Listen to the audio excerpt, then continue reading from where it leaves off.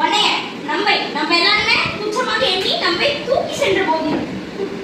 தூக்கி சென்றையா? என்னடா வளர்ற? துச்சமாக எண்ணி நம்மை தூறு செய்த போதிலும்.